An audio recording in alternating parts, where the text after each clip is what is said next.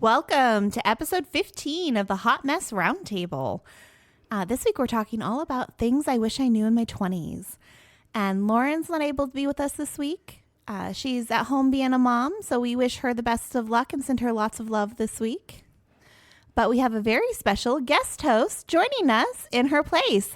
I'd like to introduce our hot mess community to my mom, who we've talked about many times. Welcome to the podcast, KK. Yay! Thank you. Thank you for having me. Well, my name is Jordan, and I'm a hot mess this week because I completely screwed up the eclipse glasses I was supposed to have this week. What? Well, last week, I guess, we had the eclipse. Right. And I went out of my way months before the eclipse even came, like literally like 6 weeks before the eclipse came, I ordered eclipse glasses on Amazon because, I don't like to go to the store. I know.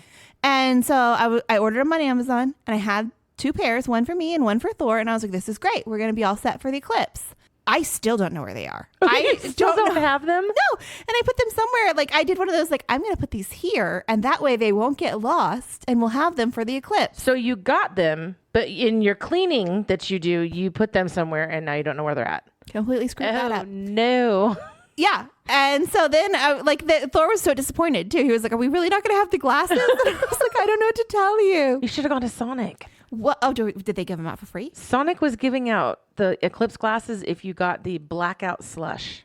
Oh, well, I didn't do that. Yeah. But my husband, who is a saint, goes to the store the day of the eclipse, buys glasses, comes running in, and like breezes in from work, hands me glasses at 10 a.m., breezes back out. Oh my gosh. So we had glasses, but I was a hot mess. Well, you could have come to work because there was a whole shindig there. Could have. Didn't want to. But yeah, I know. I was enjoying my work from home. There you go. But yeah. I did end up with glasses. It was good. Yeah. Did you go to the one at work? No, I was on the road home from Kentucky with Jolie. We stopped on the side of the road and watched. Very safe with a 9-year-old. Well, we pulled off onto one of those outer roads with no outlets, so we were safe. In Kentucky. My girls always tell me stories about Kentucky. They don't like it. Well, when you're at a cheerleading convention, you don't see much of Kentucky. But we did this time. We went to Churchill Downs, and we had a good time. Good deal. But we were on the road, and we saw all the traffic headed towards the eclipse, going south out of 55 out of St. Louis, and we were coming home. Oh, good. You weren't in it. No. Nice. Good work. Well, my name is Amanda, and I am a hot mess this week because we are in preparation of our big St. Louis trip next weekend. Oh, very exciting. So we don't go north very often. It's not something I just don't. We just don't go up to Kansas City or St. Louis a lot. But we are going to a concert. Yay. We are going to see Greta Van Fleet, Emily's most favorite band ever. And we are going, Cameron and Jacob are going. Jada's mom and dad and her sister are going. All of the girls from Judy Nation. Shout out to my Judy girls. We are all meeting, and we are going to see what this whole Greta thing is about. I love it. That'll be so fun for you guys. And what a good bonding experience. Oh, it's going to be amazing. It's going to be very bittersweet, very amazing. And we're just trying to get in preparation for it. So when we come back and talk on our next podcast, maybe the next one, I'll have to just fill you in because I just know it's going to be amazing. So, and we're trying to get a few little surprises in there. So hopefully we get them, and I'll have to share them with you guys. But that sounds fun. Yeah, it does sound fun. So it'll be good. But yeah, that's what I'm trying to get everything ready and done. And it's stressful doing big trips, especially when you're the planner of the big trip and like you're trying to get everybody together and make sure everybody has like the special time. Yeah. Yep. Yeah. I got our hotels booked yesterday. Nice. So that was. That's like a big weight That's off. a big weight. Yeah. I text Cliff. I'm like, thank God they're booked. And he goes, good. We don't have to worry about that. So yeah. So that's what we are. I don't want to say it's a big hot mess, but that's what we are in preparation for right now. Is just getting all that ready. But we are so busy enjoying the sunshine that I don't want to do anything else but sit outside. Right. Yeah. I'm KK, and I'm a hot mess this week because I'm sitting here forced into this. Way out of my comfort zone, but here we are. We'll see how this goes. Forced. Forced is a strong word. Oh, I said coerced. Coerced. Okay. That probably matches. That's fine. It's fun. We're glad you're here. Well, thank you. Okay, what are we drinking this week, Amanda? Well, Cliff actually found these when we went to the grocery store this weekend because we still physically go to the store. And they are Arizona premium spiked beverages. So if you are familiar with Arizona teas, they have the lemon, like the half and half tea, lemonade, or an iced tea. They've got a green tea with ginseng. And then I believe Jordan has the peach tea. I do. I have peach. So KK's got lemon, and you've got lemon, and I have the green tea with ginseng and honey. So I love it. Cliff approves. He was really actually kind of sad that I took that lemon one, but I told him I'd get him some more. So Thanks, Cliff. we got these this weekend. Let's see how they are. Cheers. Cheers. Oh, that's good. It's like a good. Oh, KK is making a face. She's not loving it. Oh, it's okay. This is a safe space where you're allowed to freely express your Yeah, opinions. didn't you hear Jordan? She does not like the bourbon drinks. Yeah, I knew. I couldn't even believe she was trying that. These are good. These are pretty smooth. Yeah, I'll bet you those would be really good on some ice going down the river when it's like 100 Oh, degrees. yeah. So Well, in my world, it'd be like floating around my aunt's pool. Floating But around. yeah. Same thing. Yeah. Same thing. It'll be hot out. Same thing. So yeah, so good pick, babe. These are good. Good job, Cliff. All right. We have all kinds of stuff to talk about with feedback from our own guest host who has taken issue with some of the things we've said about her over the podcast. So, KK, give us your feedback. Well, let's talk about the Easter eggs. Okay, so I started the balloons because, this Pinterest, you see things on Pinterest. And I started the balloons when JoJo was her first real Easter. So she'd have been just over a year old. Mm-hmm. And we blew them up with a helium, and tied them Miserable. off. And it Miserable. was a lot, like 100 balloons. And Jordan, swore she'd never help me again, but she did. For a few years. I did not. I did stop eventually because that is miserable and it's not worth it. But the first year or two, they were so pretty. And, tie the little ribbon on them and tape them to the egg and then put them out in the yard. And it was pretty and she'd go out there and get them. And then Maggie came along and they loved it. And now it's not really so they can find the eggs like it was. It's just so pretty out there. So then I got smart a few years ago, realized the dollar store blows those up for $1. Oh, there you go. And so I would just buy them. So this year I bought 50 balloons. I put them out, taped them to the eggs. Jeff Jordan, and Josh. you did not help. No. No, she gave up. She's like, I'm out, years ago. Years ago, literal years ago, because she acts like they're so pretty. I've never seen that year. I've never seen the year that this worked without a massive fiasco. Well, I learned that the mylar are way better because the wind blows and they touch the ground, then they pop. And the mylars, they don't pop. Oh, okay. So I've gone to those the last few years. Well, this year it was super windy. Yeah. And literally Jeff and Josh put them out way before they should have. And then they come driving down the road and they see the balloon. Yeah, down we're the driving. road? We're driving down the road. We're like a quarter mile. We're like passing my aunt's house, and my husband looks up and he goes, "Is that one of KK's balloons?" And I was like, "I bet it is." And we're driving. All you see are these pink and purple heart and star-shaped balloons scattered.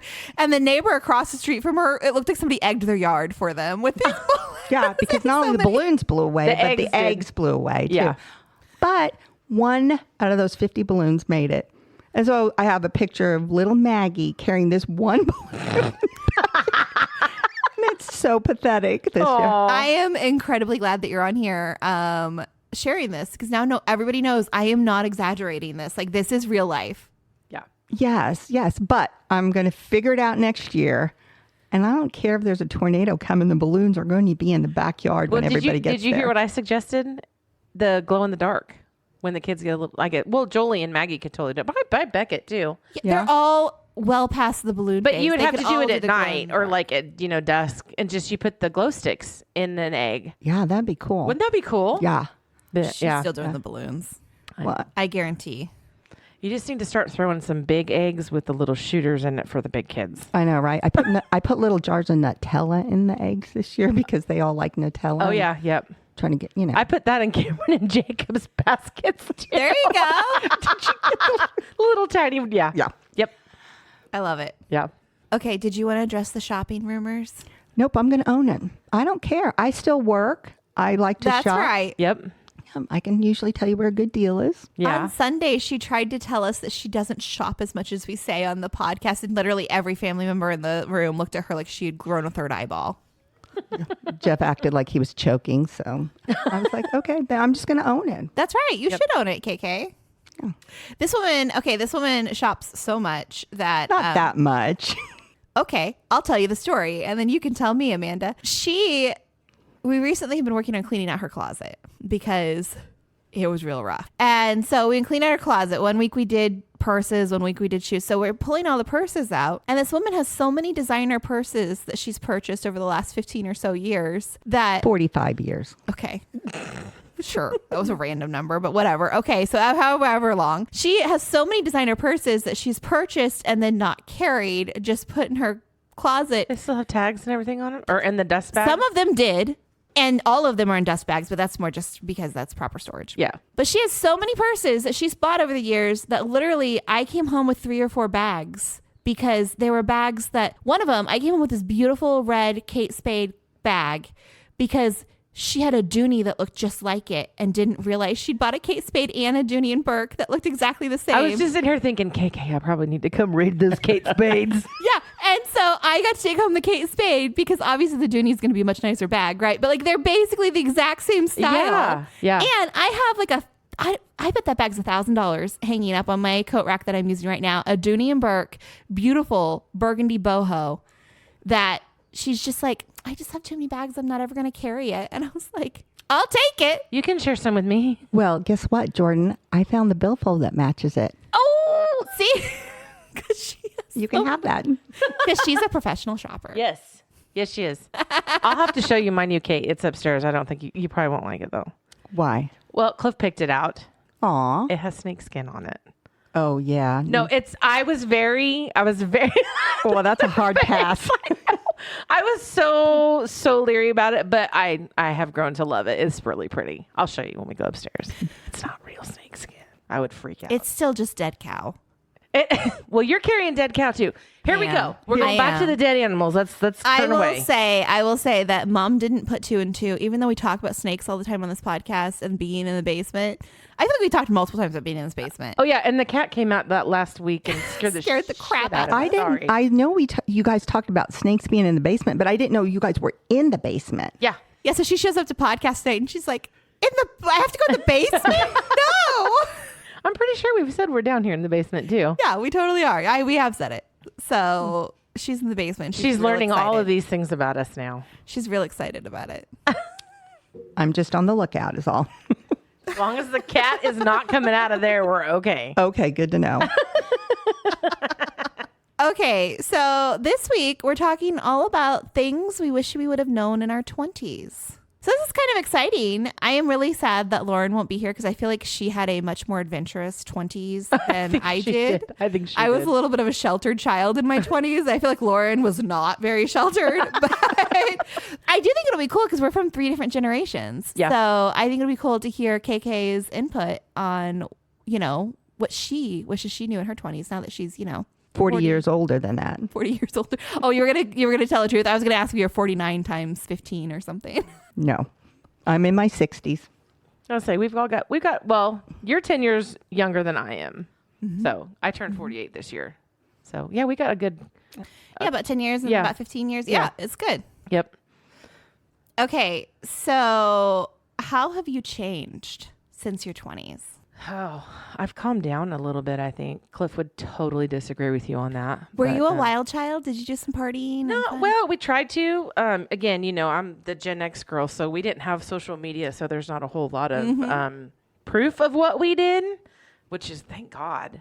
That's just crazy. I really didn't either, even as a millennial. I mean, we had Facebook, but when I was in college, Facebook was this nasty thing that you didn't really want to participate in because it was only open to college students. You had to have a college email address. Mm-hmm. And literally, KK, this is what Facebook was. Oh. You went on Facebook, you made your Facebook account, and it was just guys rating girls, like a scale of 1 to 10.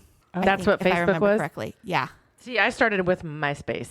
I did have a MySpace. We did have, Cliff and I both had a MySpace page. Yeah, but I didn't feel like I did a lot with it because I wasn't super into music. Yeah. Oh, I never had that. I mean, it really wasn't just music. A lot of it was, but I mean, like you could post pictures and stuff like you can on Facebook. But no, Cliff and I met when I was 15 when we met. And so we kind of grew up together, I guess. And he did way more. He did way more than I did. But, I would say if there's anything I would change, I don't know. I don't think I would change anything. It all molds you. It all makes you who you are. I did move away from Cliff for a year when I was 20. To get that ring on your finger. Well, I left and went to Oregon. Yeah, it worked. I left and went to Oregon and went to school for a little bit and then ended up coming back home to him. So we kind of had to grow a little bit there. What does it mean when you say you've calmed down? Again, Cliff would totally disagree with me on this, but I don't feel like I'm as high strung and get wound up like I used to. Yeah. Being a mom, that kind of changes a lot. Yeah. And because with the kids when they were little, it was just like, you're on pins and needles and trying to make sure you do everything right. And, they're 22, 20, and 13. It's like they can do their own thing. Now I can just kind of sit back and. Well, now you look back and you think, I didn't have to worry so much. Yes. I didn't have to worry. Like, I think I would probably have let people's opinions of me not influence me as much. I wouldn't care as much now. I don't care as much now. Yeah, I don't care as much now. But I wish I would have known that in my 20s that nobody's life is perfect. I will agree with you on that 100%. A lot, I feel like, has changed for you since you were in your 20s. Yeah. Well, when I was 28, I was celebrating my 10-year wedding anniversary. That's crazy. Yeah, because she was a teen mom. Teen bride, teen mom, all of it. Well, I was graduated from high school. You sound like I was 16 when I first child. No, Jeff and I met when I was almost 18, and we married within 11 months. Mm-hmm. And then 4 days before our first wedding anniversary, we had Josh. Oh. And then 11 months later, had Jesse. Yes. So they're Irish twins. So you were like busy. Yeah. Yes, we celebrated our first wedding anniversary at St. John's. Oh my gosh! And they gave you a steak dinner and champagne, and we were too young to drink the champagne. That's cute. I don't think I knew that. Yeah. Oh, that's funny. That's what they used to do back then. Wow. When I think about how I've changed for my 20s, I mean, I definitely am probably way more responsible than I was, but I think everybody's more responsible than when they were in their 20s, except for maybe KK, who was like raising a bunch of kids. But I do think that in my 20s was when I felt so self-conscious that I hadn't like finished my college degree and my siblings were so much further ahead of me that I just really had this fire under me to like really excel at whatever it is I was doing. And at the time I was working in live theater and I just really wanted to like make a name for myself in that community. And then whenever I decided to switch over to working at my current employer, like I really tried hard to make a good name for myself there. And so I think I was just so focused on kind of climbing that corporate ladder and building that reputation that I don't know. I feel like I've tried hard to, in my 30s, not backtrack. I mean, I still have a strong work ethic, but not let things stress me out as much, not feel like every failure is the end of the world. You know, try to learn that like we can all grow and learn from our mistakes. Whereas I think in my early 20s, if I failed something, it would have just been, I'd fall to pieces. Yeah. I guess I just lived and learned with it. I mean, we all screw around and do stupid stuff as you're growing up. That's what we're supposed to do. Yeah. And it's interesting that you said the social media thing, because I do think about like, I was a pretty sheltered kid. Like I just really didn't do a lot of partying or, like it just wasn't something I was doing. This was just a theater nerd. Literally, at the Webster Conservatory I was at, at like 1 a.m. on a Saturday night. Where could you find the theater kids? In the basement of the drafting room, because we all had hand draft projects that were due to the set designers Monday morning, and we would like go down there in the middle of the night and play music and do our drafting projects. Not very exciting party scene. I wouldn't say we partied a lot. Usually on Saturday nights, we were at the racetrack. In all honesty, Cliff was pitting on a race crew, so that's where all of us girls were sitting in the stands with, cheering the guys on. And then we'd go back to the house and be there till 2-3 o'clock in the morning. And then it was like, I'm done. I'm tired. No, I've definitely changed though from then, since my 20s, where like I'm not working into the middle of the night anymore. No. Like that's not happening. Like I want to be asleep at 11. Yeah. Or reading. Yeah. I'm better with 9. My alarm goes off at 4:30, so Yeah, that certainly wasn't happening in your 20s. no. Well, you had an alarm that I was just going went to off. say I was probably just getting to sleep by then.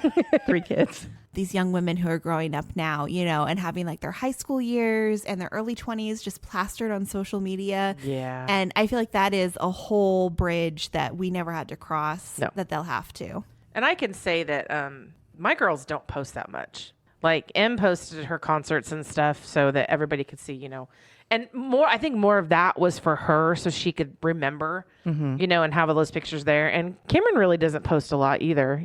Jake is just getting to where he wants to start. He's got a Snapchat now, which I'm like, yeah, I don't like. Yeah. But yeah, I mean, he's 13. I got to let him go and let him, do his thing. But yeah, the girls just were like not really interested in posting all that that's good online, which I'm super happy about. Yeah, that's what I hope that young women see is like you don't have to post your life on social media. I very much use Facebook as almost a picture storage. Yes. Like I don't want to lose this memory. Yep. And also for people that I don't see super often, like all of Thor's aunts that we never really see. They live in like Rochester, New York. But, I like to post pictures so they can see it, so they can see what's going on. And they all comment on our pictures every time. Yeah, that's how ours is, with our family in San Diego. It's like, and all over, they can see stuff that we're doing. And like when the kids were playing ball, that was my... when the girls were playing softball, I could post their pictures in softball and people could see what they were doing. And Jake was playing soccer, playing baseball, just doing that. And I really think that you're right, is using it more of like a photo storage. Yeah. Than really. Now I can honestly say when I started using my Facebook, I see those memories that pop up and you're like, oh my God, why did I post that 10 years ago? Why nobody's going to give a crap that I'm looking at getting a margarita and having some tacos for dinner. I know. Nobody's going to care. I know. I still like that like all the time. Like I just posted a flight of mimosas. I got at Gailey's the other day. I like that. That was good. A year from now, I'm going to be like, why did I post that? But my hope for young women today is that as they grow out of that phase, they are also able to just have the confidence and the ability to just not worry about it, not worry about whatever they posted in the past or however, you know what I mean? Like as we all grow and mature, we change and we all post stupid things sometimes. And, I just think growing up with social media whenever you're 16, 17, 18 years old, and then you have to look back on it in your early 30s and think like, holy crap, what did I post? Like that's got to be hard and a challenge. And I just hope that they can just own it and let it go. And a lot of jobs now, when you apply for jobs, they go and they look, they have people that look on your social media to see stuff that you've posted. And that's one thing I told the girls too. I'm like, watch what you post, because there's, your future employers. And it's never deleted. That stuff out. And no matter what you think is deleted, it's not deleted. Forever. They can always find it. And even when HR groups say, oh, we're not supposed to do that, we don't do that. They do. It. Every hiring leader, like the first thing you do is look somebody up on Facebook. Absolutely. Yep. Okay. I have an article. Imagine that. KK's in. Okay, this is from a life coach. I've never worked with a life coach. I can see the look on KK's face. She's not impressed. But so I can't tell you if this life coach has her shit together or not, or knows what she's talking about, but it is called CoachSimona.com. But I thought that her article was pretty good. It says 30 things I wish I knew in my 20s. And she looks, I don't want to offend her, but she looks like she's probably in her late 30s at least. So yeah. So this is, and I won't go through all the stuff. We'll post it in the Facebook. But I just thought we'd run through this list because I thought some of them were really good. And since Lauren's here, she can't tell me I can't go through a list of 30 things. So. Things she wished she knew in her 20s. You're responsible for everything that happens in your life. Absolutely. Oh my gosh. I have family members like this that refuse to take responsibility for their own lives and just like everything is somebody else's fault. Or something that happened to them. Or something that happened to them in the past. Mm-hmm. Oh, no, we are responsible for our own lives and we got to take responsibility. And the sooner you figure that out, the sooner you quit being miserable because of something somebody else did and start being responsible for your own actions and living your own life. Yeah. So, yeah. Yep. Life is too short. Don't take yourself too seriously. Yes. Well, that's easier to look back and see. You see, when you're in your 20s, it's really hard not to take yourself seriously. Yeah. And worry about what everyone else is thinking about you. Invincible and you're too worried about what everybody else is thinking. So self-conscious. I was definitely a victim of that. Just always so worried about what people thought of me. Mm-hmm. It's out the window now. Yeah, but I once upon a time, I was Thank real goodness. concerned about that. Does it make me easier to deal with? A little. Who said you were easy? No, she actually was my easiest child. I was the best child. Everybody heard I that. didn't say best. I said easiest. I was the best child. I heard easiest, but okay. Attachment leads to suffering. This is an interesting one. It says, we all live in fast-paced world and get bombarded with material possessions everywhere we go. I've learned the hard way that if you attach yourself to a certain lifestyle or person, you'll inevitably suffer. So that's interesting. Maybe letting go of the physical stuff. She says everything is temporary. Need to learn to let go, she says. Yeah. Although, I don't know. Like, I don't think people are temporary. I might not agree with this one. I agree with, I guess, learning to let go of some things. I agree. There are some things that are temporary and that you need to learn to let go of things, but I kind of agree with you, maybe. Well, the secret to life might be learning what to let go of and what to hold on to. Yeah. Oh, I would agree with that. That's a good one. getting real deep, guys. Yeah. Marriage is hard work, but it's worth it. Yep. I would have to agree. Yes. How long have you been married, Amanda? Next month, it'll be 26 years. September 45. 45 years. Cliff's parents hit 50 last weekend. That's crazy. So What's the big secret? How do you guys stay married for so long? he's my best friend. I mean, I've said it on here numerous times. I love spending time with him. And it's so funny because a lot of people, he's going to be mad at me for saying this, but a lot of people think that Cliff is an asshole. Well, good news is Cliff doesn't listen to the podcast. I know. He says he's perfected it, but He should meet Jeff. They would get along well. I see it, but I also see the other side that other people don't see. Same here. So, they think they're this tough guy, and there is a soft side to him. And I see it with his kids, with the kids, and I love it. So it's just, we both just enjoy spending time with each other. I think that's what I like. Well, Jeff says, happy KK, happy life. I think it's working out pretty good. It's working pretty good. I think so too. I have no complaints.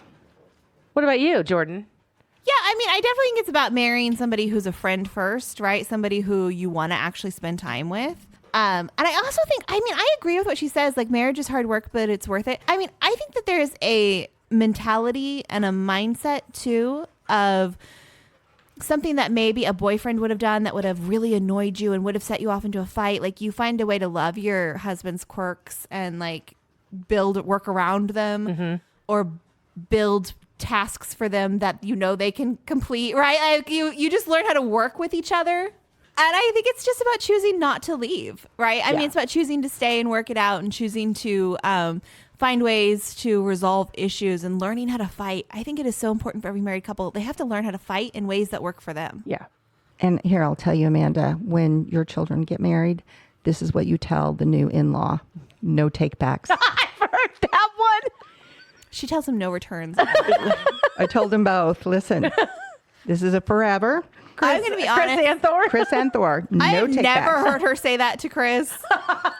But she reminds Thor almost every week. Probably because he threatens to return me every week.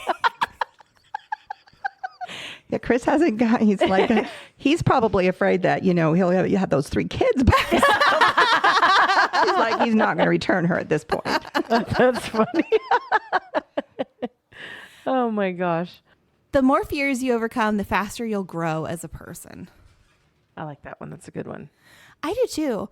I feel like that's so much of what you do in your early 20s is learn what you are afraid of and overcome so many things. And there's so many firsts, which can be really scary in your 20s. Yeah. And sometimes you never learn to overcome those fears. Mm-hmm. And sometimes they're okay living with certain fears. Yeah. Yeah, like snakes. I'm not going to get over that one. But But the fear of like changing careers or That's the a fear tough of one. starting a family or commitment to a partner. I mean, yeah, there's all kinds of fears out there that are worth getting over. Absolutely. First mortgage, owning a car, Yeah. paying your own bills. Yeah. All of it. That's when you go back and go, that's the only part of my 20s I missed was not. That started in my teens. I didn't miss having all these responsibilities. Right? Right. Investing in yourself pays off. I agree with that. Mm-hmm. I do too. And I think that education in so many different ways pays off. I mean, whether it's formal education or just life experiences and just learning from your own mistakes, I do think that it is definitely worth it and pays off. Yep. What you don't like about others is also a part of you. Oh, I think that can be true, where like you see what you don't like about others, about yourself in other people. Yes. Yeah. But then sometimes other people are just idiots and you don't like that about them. Kindness goes a long way.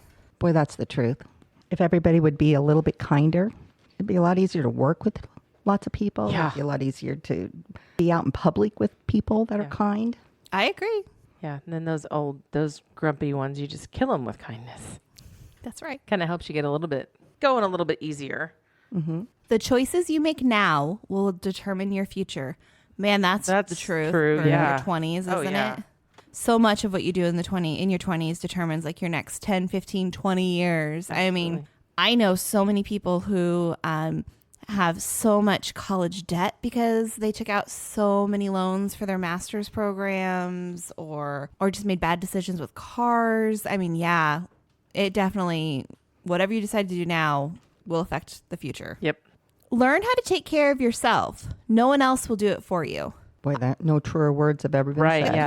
Yeah. That is. I love that one. true. I mean, your own mental health, physical health, your own work-life balance. I mean, just standing up for yourself, for the things you believe in. Yep. Yeah, absolutely. Yep. Trust your friends, but trust your gut more. Absolutely. Yes, I Yeah. have to agree with that. Always go with your gut. I agree. I mean, I think there's very few times that your gut reaction's not right. I mean, if there's a gut reaction that a person's maybe not good people or this decision's not great or this job isn't worth it, like go with your gut. Yeah. Yep. Social media is ruining your life. That's the next one. Freaking Yes. I think we covered that one already, but yes, get off the social media. Yeah. It's not worth it. What are you really putting out there anyway? Like what do you need out there? Go have real experiences. Yeah. Don't live through the computer and the screen. Hide behind the keyboard and Or be on the people that are on their phone all the time. Yeah. It makes me crazy. Yeah. Go out, live the experiences. It kills me when I see a couple go to dinner and they're both sitting there on their phones. Yeah. I'm like, have a conversation. How can you how can you grow as a couple and, but you're not even talking to each other. There's a no phone rule at my house. Yeah, we don't- I'm preparing a meal and we're sitting down. I'm like, no phones. Yep. Yeah. We don't do phones at dinner either. We don't do phones at dinner either. Thor and I, neither one are big social media people, though. Mm-hmm. Now, Thor is almost always on his iPad playing a game. Yeah. But Not while we are eating. not while we're No. eating. That's true. That time is sacred. You don't get that back. True. So Okay, I really like this next one, too. Everything is a trade-off. You will have to pay a certain price. that's true. Yeah. Oh, yeah. And I feel like that your 20s is when to learn that, Yeah. because everything is, and time is so hard. Like, time is probably the thing I have the least amount of. And I feel like, if I work late on a work project, then I'm taking time away from whatever else I could be doing, maybe reading my book that I want to read, right? Or if I go shopping with mom all day Saturday, then I'm taking time away from spending time with Thor, right? And so everything's about choosing. Right. If I leave my mom's house early on a Sunday to come home and do laundry, I miss out on family time, right? I mean, like everything's about choosing. Everything has a price, Right. and you have to decide what you're willing to pay. Yeah. I have a washer and dryer. You can bring your laundry. You want me to haul my laundry over to your house every Sunday? Sure. And just wash clothes while I'm over there? Yeah, it's like a 55, 60-minute cycle you can be relaxing during. I feel like your laundry goes all the time, doesn't it? It used to. I used to do the grandchildren's laundry Oh, wow. until I had this. This person. is a crazy story. Like for years, she did their laundry. Tell her why. Well, because Jolie was such a bad sleeper. She was up all the time and Jessie was exhausted. And so I said, just bring it and I'll do their laundry. And so it just, she had 3 kids and 18 months apart. Boom, boom, boom. That's bullshit. That is not what reason. Maybe that's why it started, because Jolie she was a very colicky baby and she was a bad sleeper and my poor sister was exhausted. But no, for sure, Mom kept doing the laundry because Jessie decided that she could just use normal detergent for the baby clothes. And Mom thought that was the end of the world and it had to have the draft. Yes. Yeah. And do you know, I still wash their sheets with Dreft crystals. Do you really? Yes. And the Jolie goes, oh, I love my blankets when they smell like this. Okay, that's really cute. Ridiculous. Oh, you're saying that. You wait. You wait. She'll be like, Mom, I'm out of Dreft crystals. Don't worry, Jordan. I will go to the store and buy those for you. No, make her go to the store and do it. Stop enabling her. She doesn't leave here.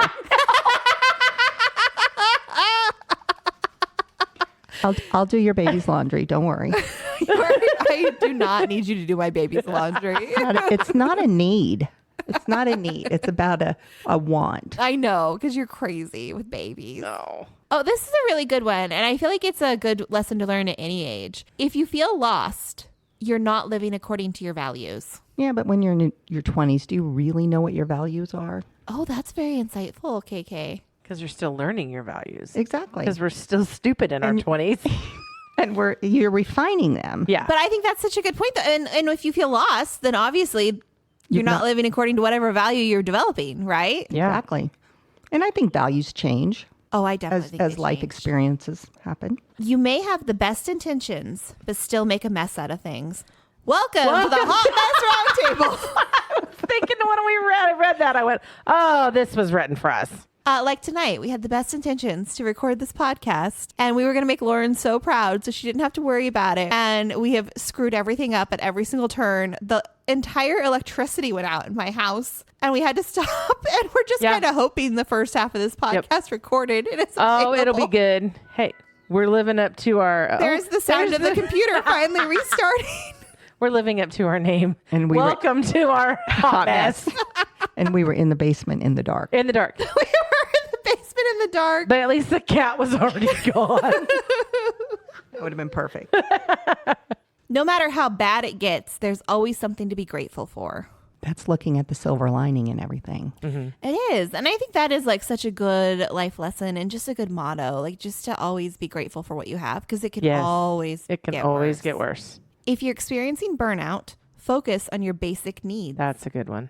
That is a good one. And so often I think people think when they're burnout, okay, I work with an executive who talks a lot about burnout, and he always says that people focus on, I need a vacation. Mm-hmm. When they feel burnout, they think, I just need a 2-week vacation and I'll be better. Or I need to get out of the country or go lay on a beach somewhere, or whatever that looks like for you. But really, burnout is about really focusing on your day-to-day needs, and a 1 week or 2 week vacation's not going to get rid of it. It's not.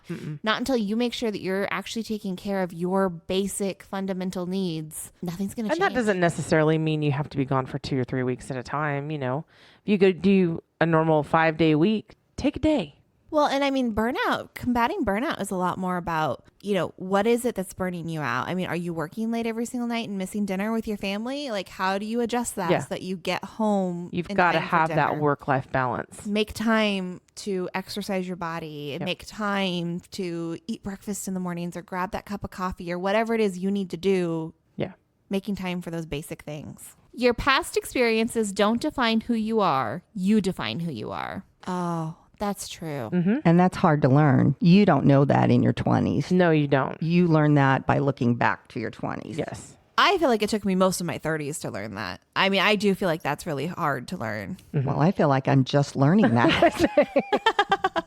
Okay, this is an interesting one. Do 1% less of the bad things and 1% more of the good things. Well, learning what the bad things are and what the good things are is sometimes difficult. That's true. But I mean, I think that's such good advice even now. Like, even when you think about, like, what are your goals now? Like, I want to lose weight. Well, eat 1% less of the chocolate and move your body 1% more. Well, I'd rather eat 1% less of the bread than the chocolate. Okay. Even the most talented person can't beat the hard worker. Oh, that's so true. Mm-hmm. I have to agree with that. I think work ethic is so important. And if you're willing to work for what you want, then yes, you can learn the talent. Oh, yeah, 100%. Okay, and it ends with a really good one. Yeah. Don't listen to anyone who tells you that your dreams are too big. That's a good one. That's a good one. It is a good one. Okay, KK, one of the best things that you taught me growing up was she had this great saying, and tell them your alarm clock saying. Oh. Do anything you want for a job, but just make sure that it is a job that when your alarm clock goes off in the morning, you want to get up and go to work. That is good. It's so good. So when I was thinking I was going to go be in live theater for a living, and I was going to go to this school that only accepted 5 people into this ridiculous live theater program a year and refused to have a backup program, instead of my parents being like, that's the dumbest thing we've ever heard of, they kept telling me that. And she kept saying, like, you can do anything you want. You just have to be happy and be willing to get up and do the work. Right. And I feel like even though I end up going away from live theater as a career, I still think about that all the time. Okay, honestly, looking back on it, like, why did you let me do that? Well, number one, did we ever think you were going to get into that program? I did. And she did. And to tell somebody else this is what we want you to do is never going to do well. No. She had to learn that on her own. Absolutely. I knew that was a bad school. I'm not kidding you. When we drove her up there, I cried all the way back to Rolla. Like cried. Oh. And I said, man, am I ever going to get over this? And Jeff said, well, you're either going to get over it or you're going to die. But yeah, no, I never felt like that was the right program for her. But to tell her no didn't seem like that was, I mean, I felt like that would just push her the other way. Yes. And I didn't want to do that. We've had a couple conversations like that. It's like, girls will come in and say, oh, I'm going to go do this. And Cliff, no, that's just stupid. And I turn, I'm like, don't ever tell them that it's stupid. If it's something that they want to do, let them do it. And if they decide that, yeah, that was really stupid, it's their decision, not yours. Yeah, it's their mistake to make. And then he turns around and looks at me and goes, yeah, I really wish somebody would have told me that when I said, oh, I'm going to be a mechanic. I still say, though, everything I learned from live theater, I mean, it makes me so good at business administration today. I mean, the lessons I learned through that. And if I never would have gone to Webster and done an internship at Silver Dollar City, I never would have met Thor, and we never would have gotten married. Everything happens for a reason. And you learn from those things. And that's like the best thing you can tell somebody is, yeah, it's gonna suck, maybe, kind of, sort of, but you'll learn so much from it. Right. What's that sound? Hot Mess Express is pulling into the station. Choo-choo. Oh, this is a good one. This is such a good one. This is a good one. This is local. Local. We don't have we ever done a local one? No, we have not. Oh, this is the first time? This is the first time. And I think Lauren found this one because I didn't put this on here. Did you put this on here? I didn't put it on here. I think Lauren's doing the Lord's work out here. This is from KY3.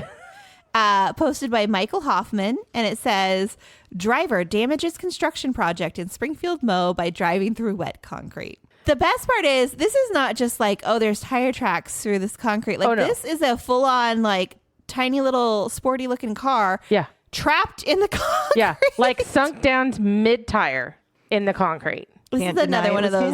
No, yeah. Yeah, this is another one of those, like, hashtag relatable. And this was just posted last month, by the way, so... It was published March 13th of 2024. I love it. Okay, well, we're obviously going to put it in the Facebook group so you guys can see the picture. Yeah. Read it to us, Amanda. Alrighty. So, a construction project at a busy Springfield intersection may take slightly longer than expected after a driver went through the cones and ended up in freshly laid concrete. The foreman says this is just one of many instances where drivers disregard the cones and signs in these construction zones, making the job harder and putting workers in danger. Read the signs, says Capital Paving concrete foreman Rodney Wall. The speed limits are posted for a reason. Job sites are usually 25 to 35 miles an hour, and that's just so you have time to react. Everybody needs to be paying attention to each other and just slowing down when you're going through these job sites. The project at Republic Road and Campbell is to improve traffic flow by adding lanes. On Tuesdays, crews working on the busy intersection spent the days laying concrete in one of the turn lanes. But by 5:30 p.m., they saw a dark-colored Acura stuck in the muck. It was pretty demoralizing, said Wall. We just sent the guys home and got a phone call. I was sitting right over there doing some time and looked over and saw her sitting in the concrete. So, I mean, it just happened just like that in a matter of 15 minutes. Guaranteed she was on her phone. Oh, yeah. Guaranteed she was on her phone, not paying attention. This really is, though, like something I would do.